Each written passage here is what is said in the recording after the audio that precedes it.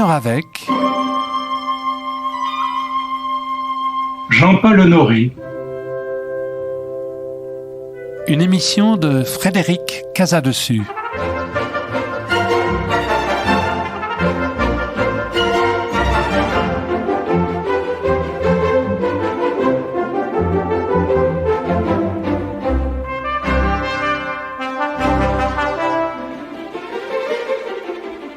Bonsoir à tous.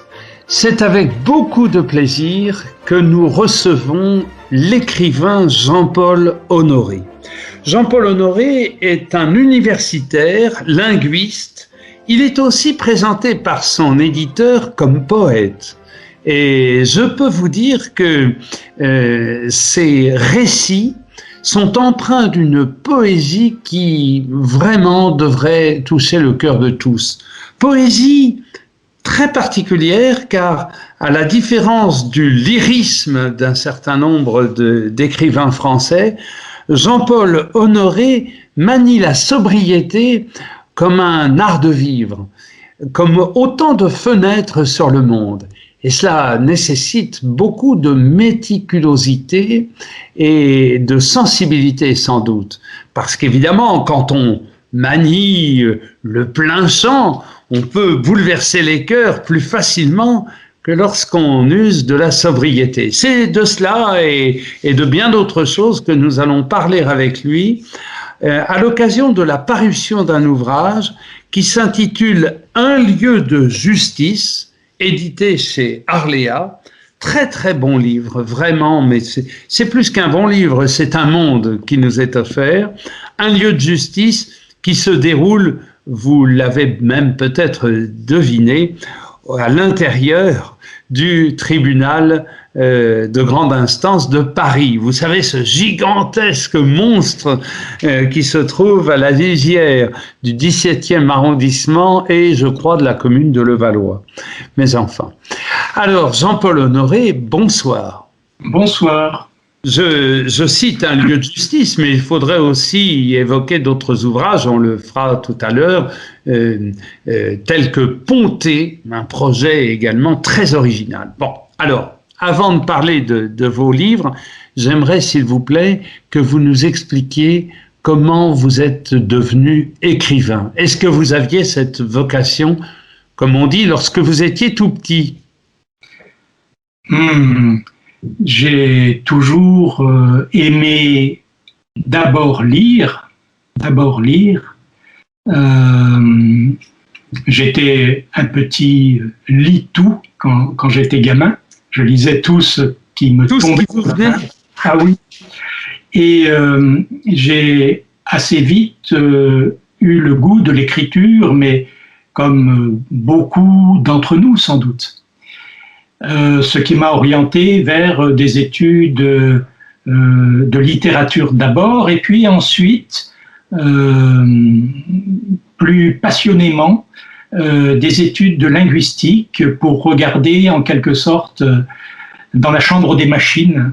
J'aimais beaucoup parler avec mes étudiants de la façon dont un texte était conçu, monté, pour émouvoir ou pour parvenir au bout de l'argumentation. Et j'ai toujours eu au fond de moi le désir, que je réalisais d'ailleurs, d'écrire de petits textes. Mais entrer dans l'écriture de façon quasiment, si j'ose dire, professionnelle, je n'ai pu le faire ou choisi de le faire qu'à partir du moment où je n'avais plus à dépenser tous mes efforts au sein de l'université. Vous êtes allé très vite et c'est déjà très précieux pour nous parce que nos auditeurs auront ainsi un aperçu d'ensemble de votre parcours. Mais j'aimerais vous demander, puisque vous êtes un observateur non seulement des êtres et des âmes, mais aussi des paysages, quels étaient les paysages de votre enfance, Jean-Paul Honoré? Paysages d'abord géographiques, peut-être aussi familiaux. Ah oui, c'est une question dont dont j'ai pu me rendre compte en écrivant que naturellement elle est tout à fait importante. Après avoir écrit Ponté, dont vous avez parlé tout à l'heure, je me suis rendu compte que ce texte sortait de la Lorraine. Alors, avant de parler de la Lorraine, disons un mot quand même. Ponté, c'est la description du voyage que vous avez fait sur un cargo chinois depuis la Chine jusqu'à la France. Sur un cargo français, français. Mais depuis la Chine, quand même. Mais depuis la Chine, en effet, oui, un cargo qu'il fallait aller chercher en Chine, puisque à l'époque, j'enseignais au Japon, et je suis passé en Chine pour embarquer sur ce monstre, 400 mètres de long, un porte-conteneur, qui m'a ramené en Europe, en passant par le canal de Suez, Gibraltar, l'Europe du Nord. Et lorsque j'ai eu fini ce livre, je me suis rendu compte que je l'avais consacré à une sorte d'univers industriel qui sortait directement de mes vacances quand j'étais gamin en Lorraine, parmi les hauts fourneaux, parmi les canaux, parmi les corons.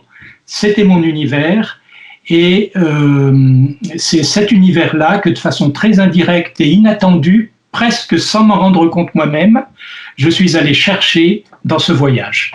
Ah, vous passiez vos vacances en Lorraine parce que vous étiez lorrain, ou vous y partiez pour rejoindre une partie de votre famille? Mes parents étaient lorrains, l'un et l'autre, l'un de Metz, l'autre de Nancy. On ne peut pas faire plus lorrain. En effet. Avec l'apport italien des immigrés qui ont tant apporté à l'extraction du fer dans les mines de Lorraine. Et par voie de conséquence aussi au football français. Oui, c'est vrai aussi, oui, dans une période plus récente, oui, c'est juste. N'oublions pas que Michel Platini est lorrain et descendant d'immigrés italiens. De Jeff, tout à côté de chez moi. Bien. Donc, un univers industriel où l'enfant Jean-Paul Honoré lit tout ce qui lui passe sous la main. Cela veut dire que vos parents vous encourageaient à la lecture. Cela laisse penser aussi que l'école a tenu une place importante dans l'enfance que vous avez traversée. Oui, bien évidemment. Je peux dire que ma mère m'a appris à lire et mon père m'a appris à écrire proprement, à écrire minutieusement, et à écrire presque comme un artisan. Mon père, c'est assez curieux, mon père lisait très peu lui-même, mais il avait un grand respect pour ceux qui lisaient. Quant à ma mère, elle passait beaucoup de temps à lire et à faire aimer ce qu'elle avait lu et à écumer les bouquinistes. Donc, quoique sortant d'une famille très populaire qui n'avait pas un accès privilégié, je dirais, à la culture, j'ai eu cette chance d'avoir des parents qui m'ont mis très vite sur le chemin des beaux textes. Magnifique, magnifique. Donc, l'école, le lycée, car à l'époque qui est la nôtre, je crois pouvoir le dire, pour vous comme pour moi, on entrait au lycée. Bien sûr. Et puis, ce parcours universitaire dont vous venez de nous faire entreapercevoir la particularité qui est donc vous êtes un linguiste, mais vous êtes un homme surtout qui analyse la structure du texte. C'est ça qui vous mobilise, n'est-ce pas? Oui, c'est vrai. J'ai eu la chance de faire ma thèse avec un très très grand chercheur, Maurice Tournier, qui est le fondateur de ce qu'on appelle l'étymologie sociale, qui s'intéressait beaucoup au sens, pour ainsi dire, héréditaire, que la vie sociale et politique l'essai déposait dans les mots et qui s'intéressait beaucoup aussi, qui travaillait beaucoup sur le discours et l'argumentation pour aller vite. Hein. Et Maurice m'a mis au travail sur un grand sujet, l'affaire Dreyfus, qui m'a aidé à développer cette acuité ou cette sensibilité à la façon dont les textes sont construits, argumentés, et au double sens des mots dans l'univers politique et social. Ah oui, donc vous avez réalisé une thèse sur la structure du langage à l'intérieur au moment de l'affaire Dreyfus par un certain nombre de gens? Oui, au moment de l'affaire Dreyfus, disons l'affaire Dreyfus dans la presse, c'était une petite thèse, hein, c'était une thèse de troisième cycle, hein, mais qui avait pour objet d'examiner la façon dont les groupes politiques, les partis politiques et plus généralement aussi la presse politique s'exprimaient à propos de l'affaire Dreyfus, d'où travail sur l'antisémitisme, sur l'anticléricalisme, etc. D'où vigilance évidemment toujours assez forte vis-à-vis de tout ce qui est argumentation et rhétorique. Ah, c'est passionnant. Alors, Jean-Paul Honoré, je suppose évidemment que en parlant sur Fréquence protestante, vous vous sentez peut-être en terrain familier, puisque les protestants passent leur temps à lire la Bible et à essayer de la comprendre. Alors, que nos j'en suis bien conscient, oui, oui. Bon, alors, que nos auditeurs catholiques ne s'offusquent pas. Je sais que eux aussi lisent la Bible et eux aussi cherchent à la comprendre, bien sûr. Mais on sait que l'esprit de la Réforme visait à renouer avec la tradition juive de l'analyse du texte et du... Oui, bien entendu. Et on connaît aussi le rôle des protestants pendant l'affaire Dreyfus. Si vous le dites, mais bon, on ne voudrait pas se hausser du col, vous savez. Bon. Alors, voilà un peu votre parcours. Mais pourquoi le Japon? Alors là, c'est un petit peu plus le coup de pouce du hasard. J'avais commencé à enseigner en France, mais par héritage, pour ainsi dire, hein, parce que mon père était dans l'armée. Donc, il avait voyagé, il m'avait beaucoup parlé de ses voyages, et j'ai reçu cette imprégnation, cet intérêt pour les voyages, qui fait que au moment où j'ai commencé ma carrière professionnelle, j'ai tout de même eu envie de ne pas rester strictement dans un certain cadre géographique que me proposait l'éducation nationale. Je comprends très bien qu'on puisse le faire et j'ai des amis, des collègues infiniment plus sérieux et que moi qui ont choisi de s'enfermer à la Bibliothèque nationale tout de suite après l'agrégation. Et pour ma part, j'ai vraiment éprouvé le besoin de voir d'autres horizons et je me suis porté candidat sur des postes à l'étranger par l'intermédiaire du ministère des Affaires étrangères. Il fallait faire une série de choix, Mexico, Prague, Los Angeles, Sydney, je me rappelle.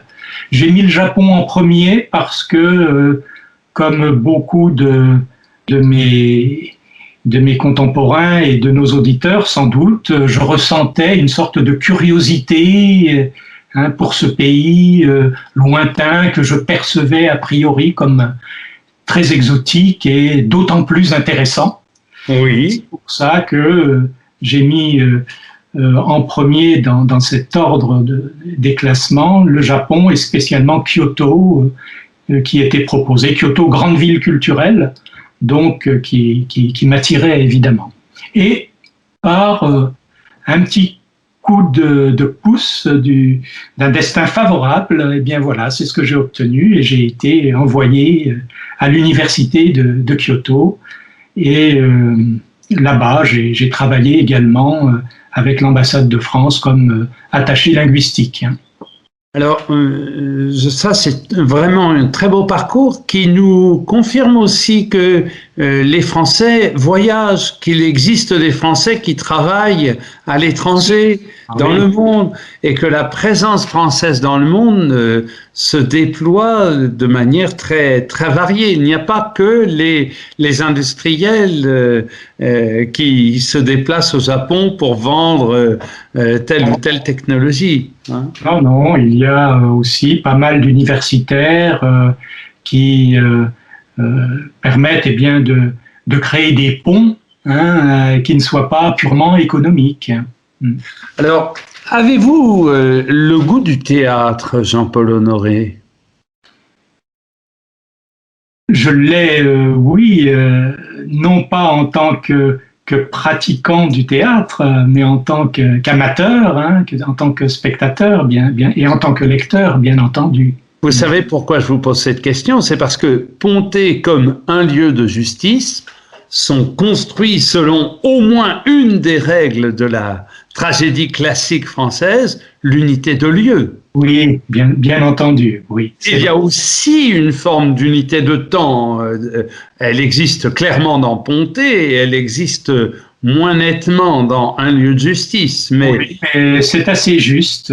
Oui, oui, en effet, je reconnais que c'est bien vu. Oui. bon, merci beaucoup. Alors, parlons de votre démarche d'écrivain, peut-être quand même à propos du dernier livre, un lieu de justice. Pouvez-vous nous en dire quelques mots? D'abord, comment l'idée vous en est venue et quel est le résumé que l'on peut faire du livre, Jean-Paul Honoré?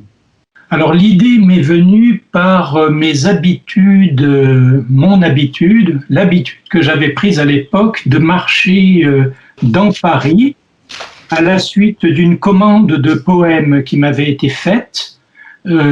Poème qui avait été écrit et lu dans le 20e arrondissement pour un projet qui s'appelle le projet poétique planétaire. Formidable, formidable. Qui consiste à envoyer à un inconnu à travers le monde un poème chaque jour. Donc, une bonne façon d'écrire des poèmes, c'est de se promener dans la rue et de changer progressivement d'horizon, d'abord le 18e, puis le 19e, d'abord le 20e, pardon, puis le 19e, le 18e, et j'arrive dans le 17e arrondissement et je tombe devant ce bâtiment fantastique, colossal, qui m'arrête aussitôt et qui n'est pas, au moment où je le vois d'ailleurs, qui n'est pas sans me rappeler plus ou moins le porte-conteneurs sur lequel j'ai voyagé avant. Oui, on dirait qu'il y a trois conteneurs posés là par Renzo Piano, citons l'architecte au passage. Absolument, c'est une superposition de conteneurs. Bon. Et je tombe en arrêt devant ce bâtiment phénoménal, très haut, et je me dis, ce n'est pas possible, je ne peux pas me contenter de le regarder comme ça de l'extérieur, de le décrire de l'extérieur. Il faut que je voie un peu ce qui se passe dans ce monde-là, comme je l'ai fait dans le livre précédent. Donc j'ai pour ainsi dire poussé la porte. Je suis passé par les multiples entrées surveillées qui conduisent au cœur de ce bâtiment et j'ai entrepris de décrire ce que je voyais.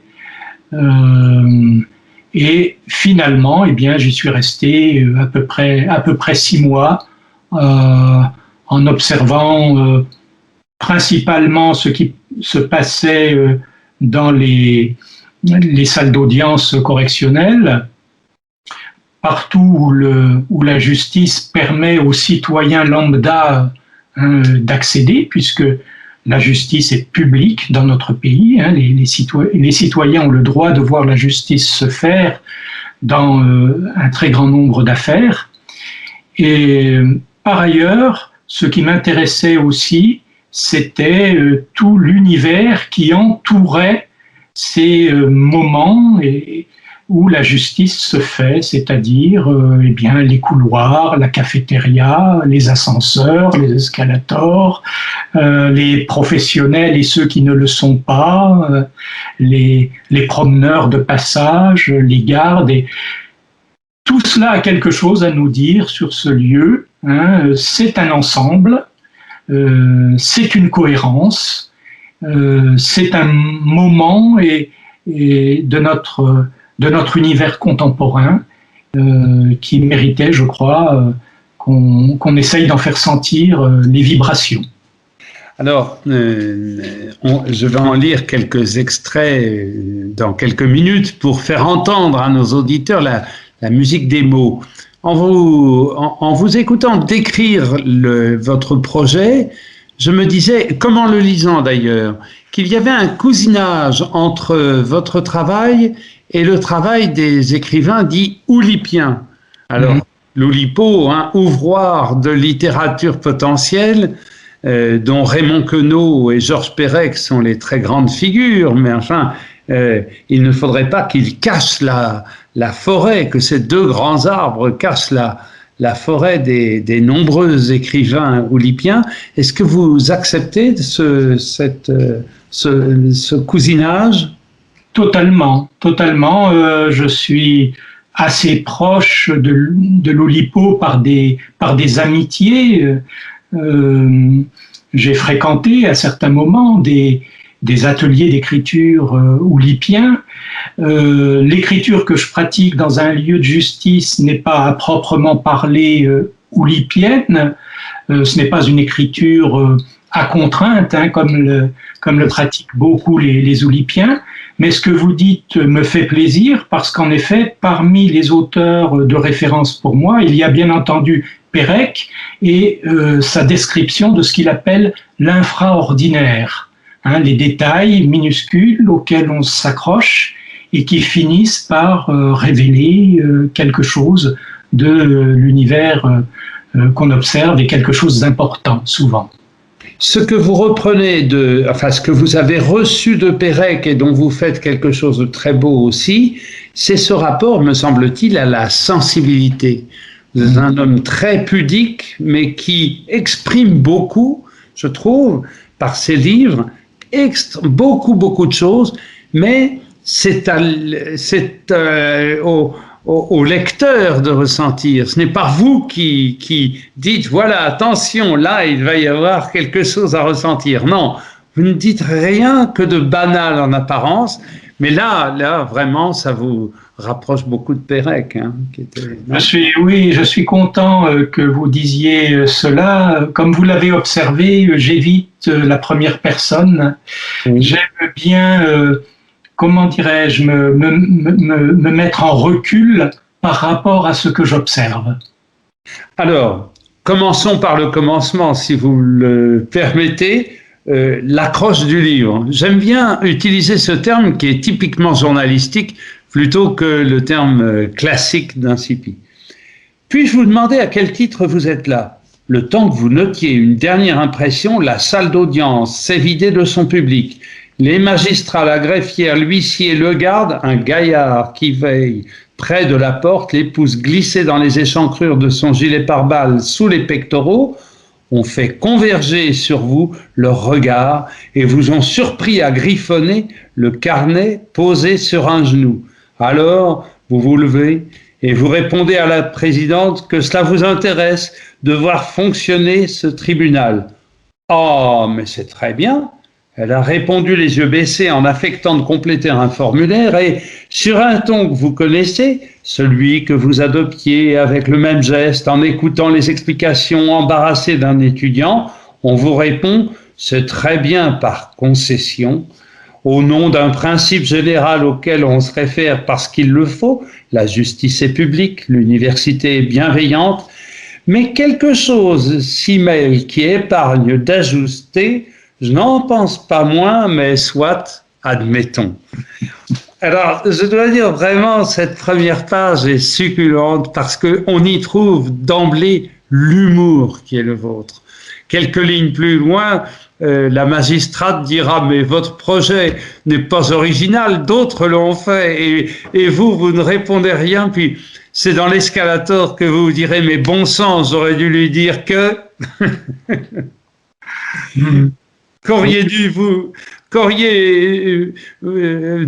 lui répondre? Qu'est-ce que vous auriez dû lui répondre? Ah, eh bien, je l'indique dans le livre. Si en littérature, on ne devait faire que ce qui n'a jamais été fait, on n'écrirait plus grand-chose. Oui.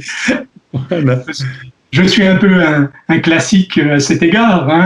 Tout est dit et on vient trop tard. En fait, la réflexion de La Bruyère a l'immense mérite de mettre le doigt sur la question importante de l'écriture, qui est cette voie qui passe à travers un style. Donc, ce que j'essaye de faire, et je vous remercie de me laisser croire que j'y arrive quelquefois, c'est cela, c'est de produire un style qui soit suffisamment travaillé pour accrocher les lecteurs et leur plaire et les conduire jusqu'à ce que j'évoque. Pour que les auditeurs se figurent le plus nettement possible votre ouvrage, Jean-Paul Honoré, je voudrais dire que vos textes sont rassemblés en chapitres, mais sans pour autant que ces chapitres soient classiques. C'est-à-dire, vous poussez d'ailleurs l'élégance jusqu'à éviter les phrases d'enchaînement. Ça s'arrête, et puis on reprend, et puis on sait bien où on se trouve assez vite. On se situe très facilement dans votre récit. On vous voit, on vous imagine, on se trouve à côté de vous, on suit le mouvement des événements, des échanges de paroles, mais vous supprimez toute phrase d'enchaînement qui donnerait du poids. N'est-ce pas là aussi votre façon de voir le monde? Vous êtes grave, mais vous n'êtes pas pesant. Je vous remercie de le dire. J'espère toujours mériter ce compliment. J'aime la composition par fragments, c'est vrai.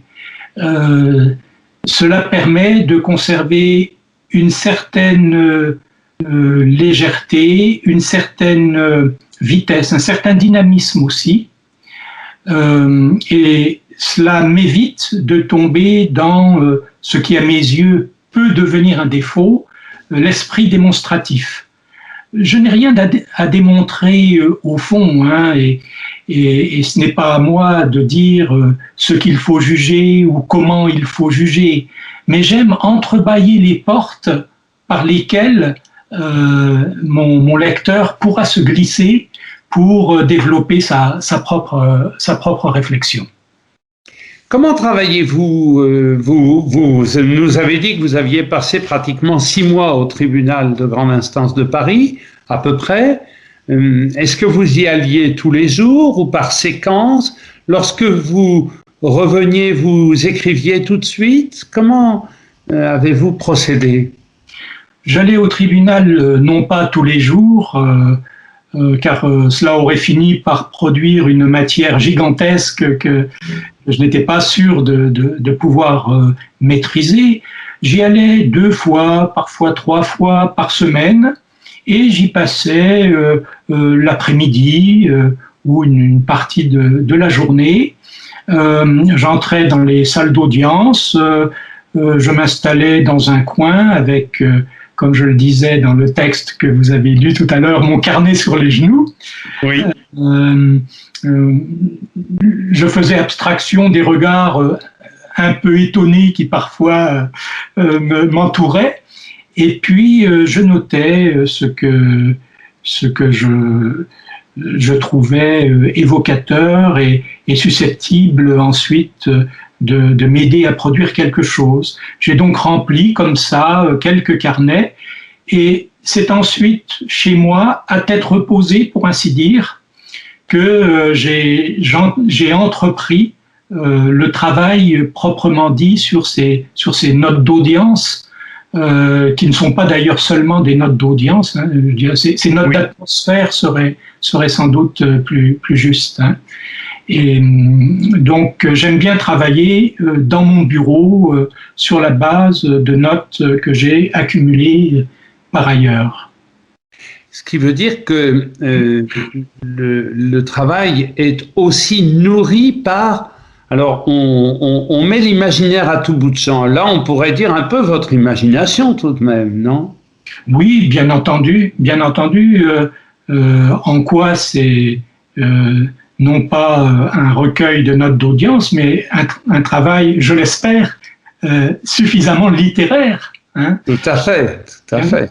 Et en effet, j'aime, dans l'observation d'un objet qui se propose à moi, j'aime bien laisser dériver ensuite un peu l'esprit, la rêverie, et explorer le halo qui se crée hein, autour de cet objet, et ce qui apparente un petit peu, ou ce qui me permet par là de rejoindre le travail poétique, sans doute. Enfin, il y a donc un écho qui est à l'œuvre dans votre esprit, votre sensibilité, qui modifie ce à quoi vous avez assisté. Oui, certainement. Ben, les objets parlent. Quand on les observe, les objets parlent. Ils mobilisent nos souvenirs, ils mobilisent notre sensibilité, ils mobilisent nos appréhensions, et ils dégagent des vibrations. Et c'est dans cela hein, qu'il faut pénétrer et s'ébattre. Ah oui, alors vous avez tout un développement, puisque vous parlez des objets, j'essaie de le retrouver dans votre livre à l'instant, un développement passionnant sur la robe des avocats. Et là, on devine que vous vous êtes renseigné de façon très précise hein, sur le nom de chaque morceau de tissu. Vous nous faites découvrir aussi les différences de qualité de tissu qui induisent bien sûr aussi la différence des moyens pécuniaires des avocats. Oui, c'est la robe noire n'est jamais seulement la robe noire, hein, le vêtement purement et simplement fonctionnel. Il y a tout ce qui est symbolique dans cet étrange vêtement. Et puis, à partir de là, il faut tirer le fil, voir d'où ça sort et comment c'est porté, qu'est-ce que ça induit dans les comportements. Et du coup, oui, je me suis beaucoup, quand j'ai écrit ce texte, beaucoup intéressé au site des couturiers chargés de fournir les tribunaux en robe d'audience. Et c'est absolument passionnant. Le rabat de l'avocat... quand on le regarde rapidement, cette petite pièce d'étoffe blanche qui dépasse du col, ça n'a l'air de rien du tout. Mais quand vous explorez le langage, le discours qui propose à l'avocat de manifester finalement son statut par l'intermédiaire de cette minuscule pièce d'étoffe qui vient compléter la robe, vous vous rendez compte qu'on lui propose des rabats de toutes sortes, en toutes sortes d'étoffes, jusqu'à ce que j'appelle le rabat mythique, hein, qui palpite à la Cour de cassation. Donc oui, ce sont ces prolongements que nous proposent constamment les objets qu'on observe, hein, qui sont à la racine de ce que je cherche à faire en écrivant. Jean-Paul Honoré, on est tenté, lorsqu'on lit Un lieu de justice, de considérer quand même qu'il existe des classes sociales encore aujourd'hui en France, alors qu'un certain nombre de commentateurs disent « mais la lutte des classes c'est terminé, les classes sociales c'est aux oubliettes, c'est le vieux monde ». Il suffit de vous lire pour se rendre compte qu'on en est loin. Oui, on en est loin. On en est loin. Et cela produit évidemment des toutes sortes de réflexions qu'il ne s'agit pas de donner de façon, comment dirais-je, construite, théorique, ou manichéenne. Hein.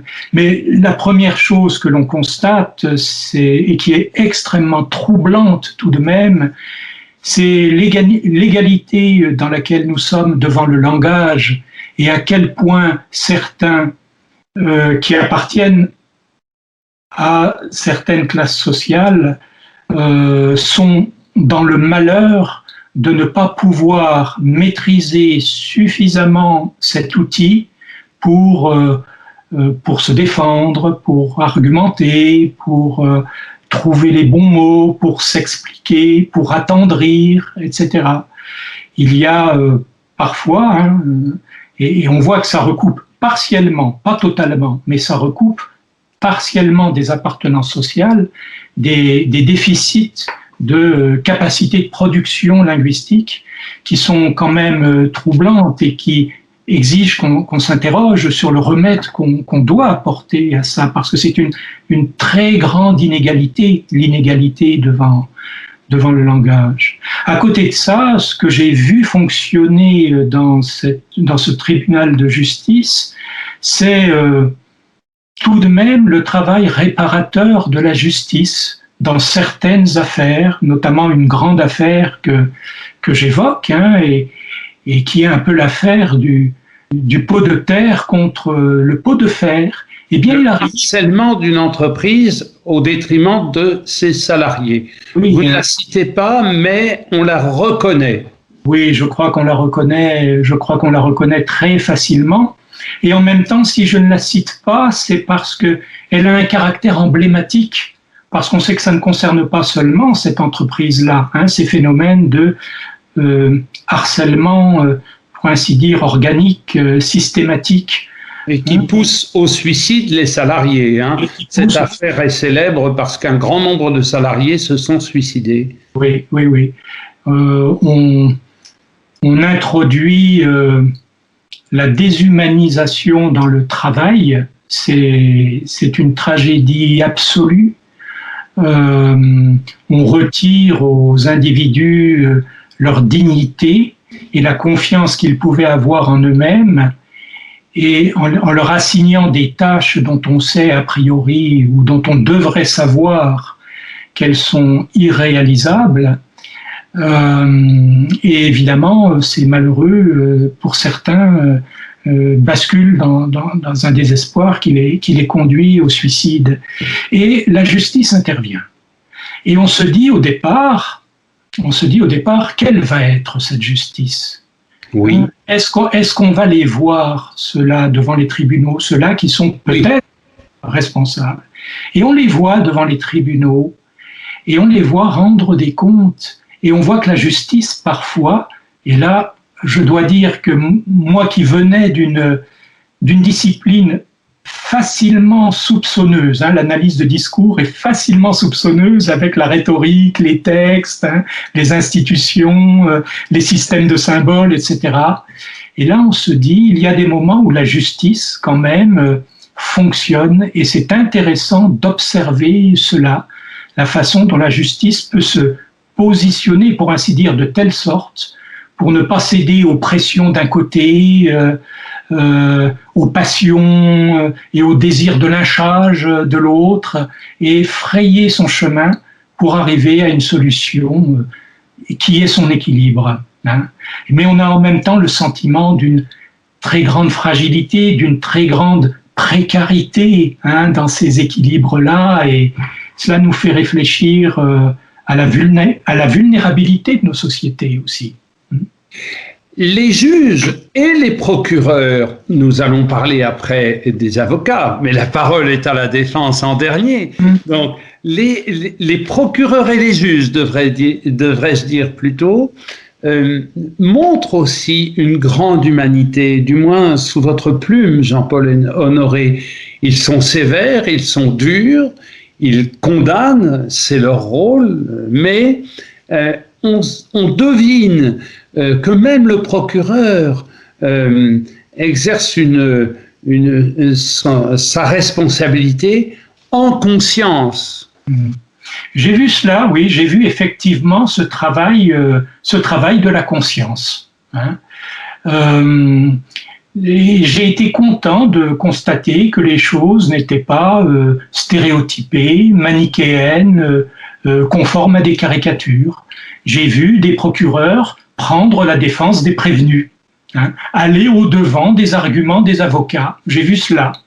Hein, et j'ai entendu cette phrase merveilleuse, hein, de la bouche d'un juge d'instruction, cette phrase qui se situe a priori hors du monde de la justice, mais qui arrive là dans le prétoire et qui vient compléter le travail de la justice à mes yeux. Hein. La vie a été suffisamment difficile avec vous. Je dois dire que quand j'ai entendu un juge dire cela, j'ai ressenti le travail de la justice d'une toute autre façon.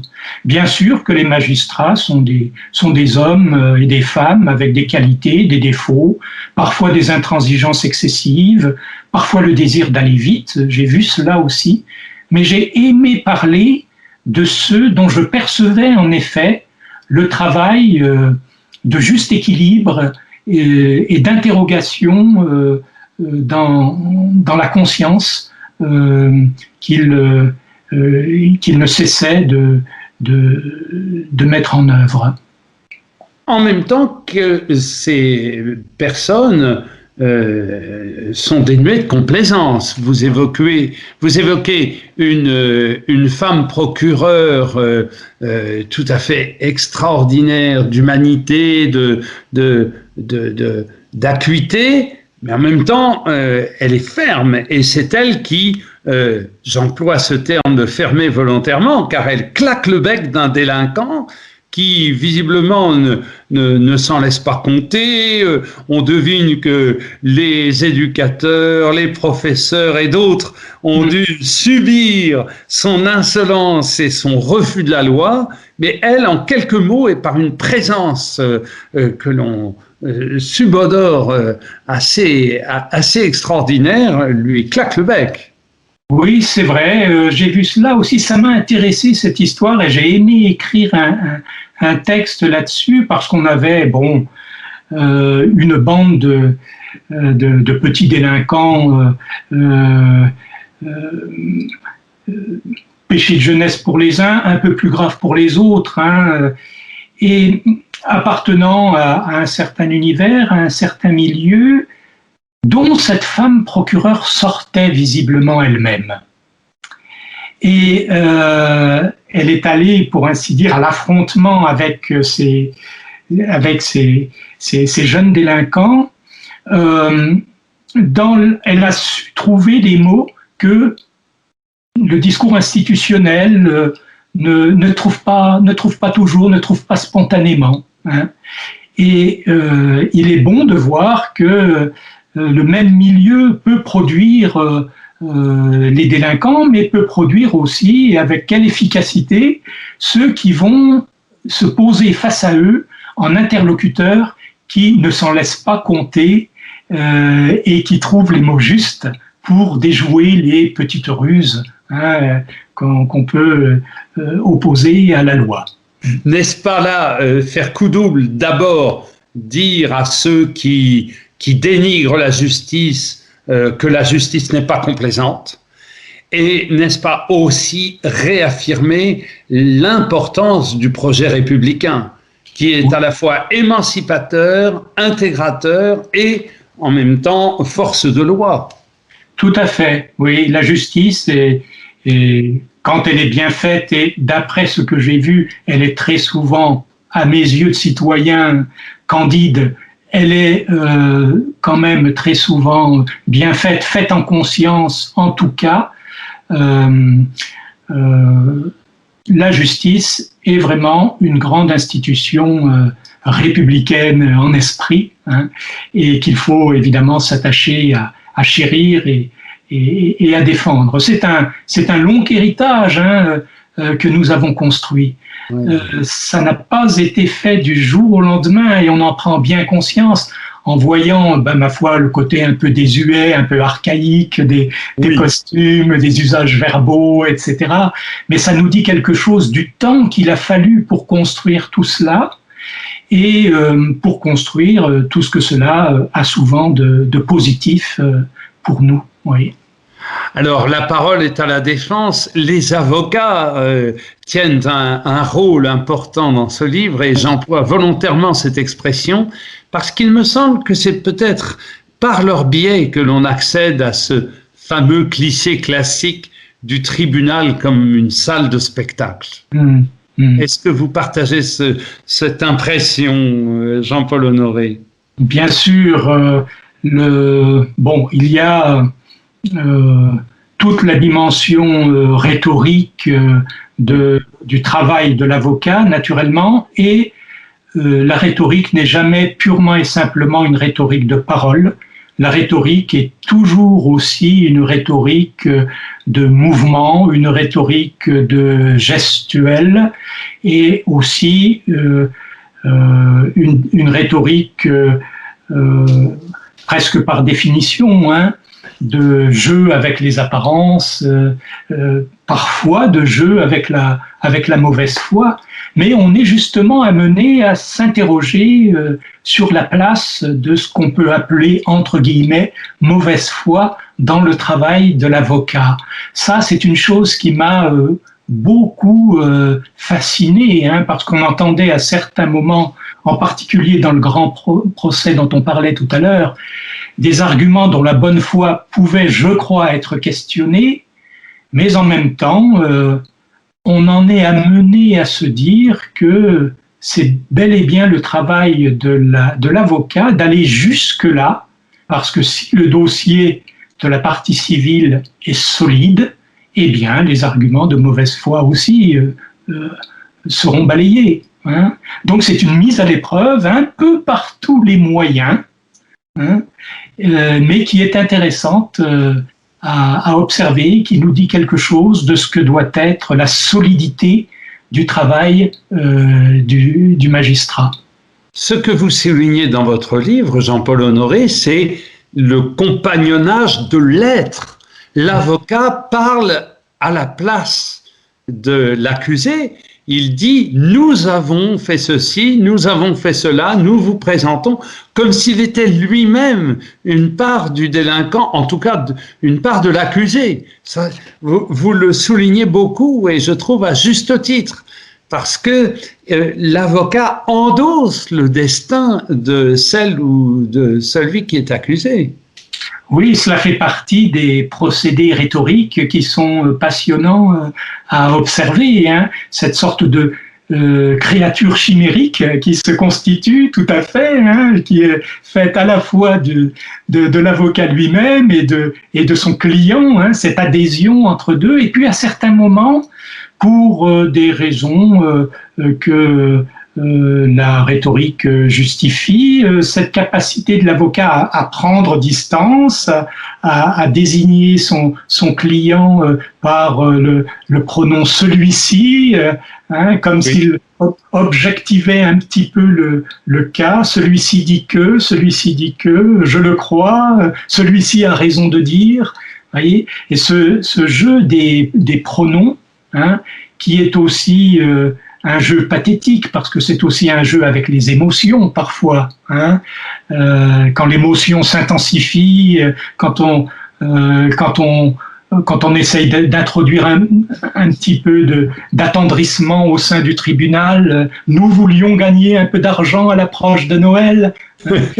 Et voilà, c'est le fascinant travail du langage et la capacité que nous avons à utiliser cet objet merveilleux, le langage, pour en tirer toutes sortes d'effets émotionnels. Qu'avez-vous découvert dans cette aventure littéraire et humaine que vous n'attendiez pas, Jean-Paul Honoré? Probablement, ça va nous ramener un petit peu à ce que je disais tout à l'heure, probablement, disons que ça m'a rappelé à une évidence que j'avais un peu oubliée. La justice est faite avec des hommes, la justice est faite avec du travail humain, la justice est faite avec des consciences, et la justice ne se réduit pas à des caricatures. C'est une tension permanente, c'est un débat permanent, c'est un effort collectif permanent.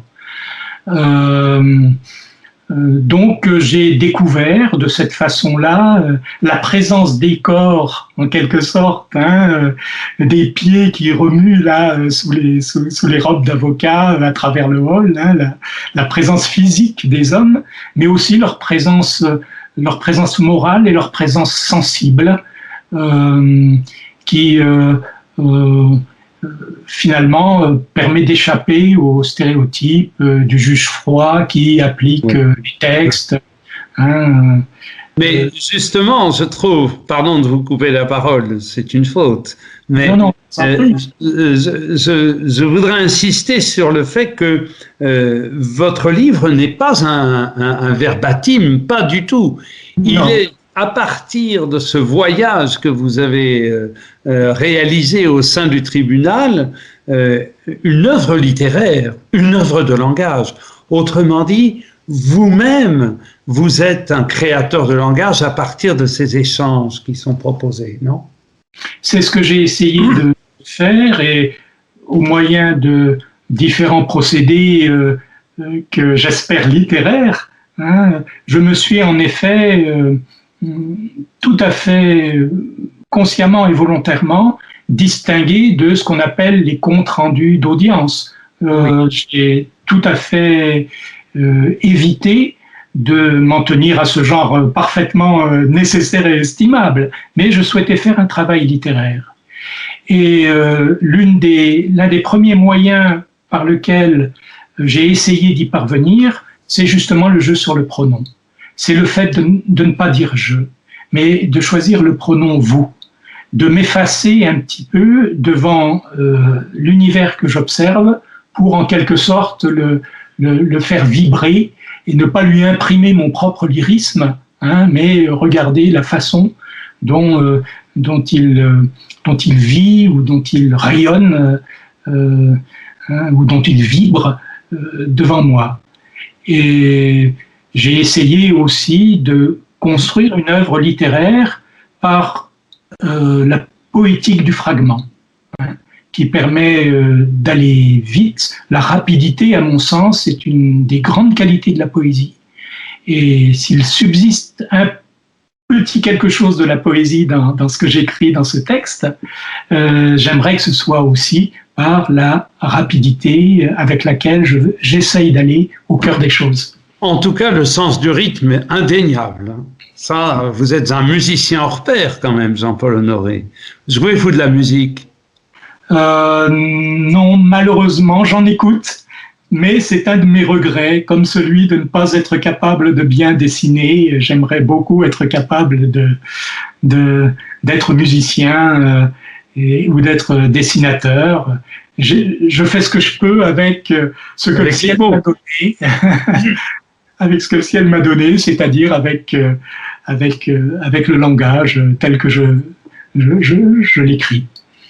Alors, après Ponté, voyage en cargo depuis la Chine jusqu'à la France, après Un lieu de justice, 2 ouvrages parus chez Arléa, dans quelle direction portez-vous votre regard, Jean-Paul Honoré?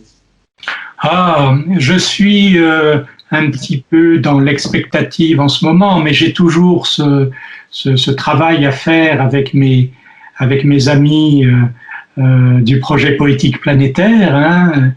Nous sommes un petit groupe. Le projet a été lancé par Jacques Jouet et nous écrivons donc tous les jours. Et un de mes projets consiste en ce moment à rassembler un certain nombre des poèmes que j'ai écrits depuis 1993. Mais je sens venir le moment où il va falloir enfin que j'écrive à mon tour sur le Japon, où j'ai passé un long moment de ma vie quand même, en séjour cumulé près de 8 ans, je pense. Donc j'ai commencé à rédiger des textes. J'en ai pas mal. Tout cela est à travailler, à mettre en ordre. Et il faut que je vois comment je peux organiser cela de façon à en faire un livre qui ne soit pas un livre d'écrivain voyageur, mais autre chose. Un grand protestant a aimé le Japon passionnément, Roland Barthes. Ah Gazon, que vous réaliserez un nouvel empire des signes qui sera tout autre et tout aussi fascinant, j'en suis certain. Merci beaucoup Jean-Paul Honoré. Je rappelle le titre de votre nouveau livre. Je vous en prie. Je rappelle le titre de votre livre, Un lieu de justice, paru chez Arléa, et vraiment, je le conseille 1000 fois à nos auditeurs. Bonne soirée à vous. Merci encore. Merci à vous et à vos auditeurs. À bientôt. À bientôt.